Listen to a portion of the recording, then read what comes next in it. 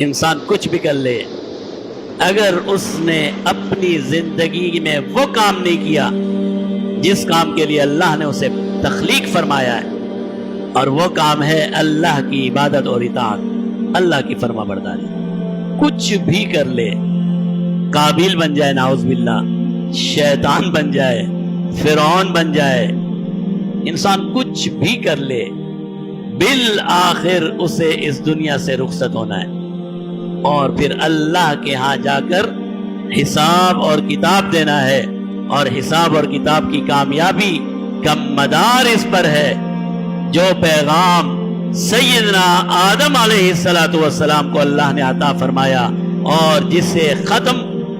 رحمت دو عالم سید المرسلین خاتم النبیین حضرت محمد مصطفیٰ صلی اللہ علیہ وسلم پر فرمایا۔ وہ پیغام کیا ہے؟ ان اعبدوا اللہ واتقوہ واطیعوہ، اللہ کی عبادت کرنی ہے، اللہ سے خوف رکھنا ہے اور اللہ کے احکامات کو ماننا ہے۔ تو پھر جس طرح آدم علیہ السلام کامیاب ہوئے، جس طرح انبیاء کامیاب ہوئے، جس طرح صحابہ اور اہل اللہ کامیاب ہوئے، اسی طرح ہم بھی کامیاب۔ اور اگر ہم نے یہ کام نہیں کیا تو جس طرح قابیل ناکام ہوا، اسی طرح ہر وہ انسان ناکام ہو جائے گا جو اللہ کے راستے میں نہیں چلے گا۔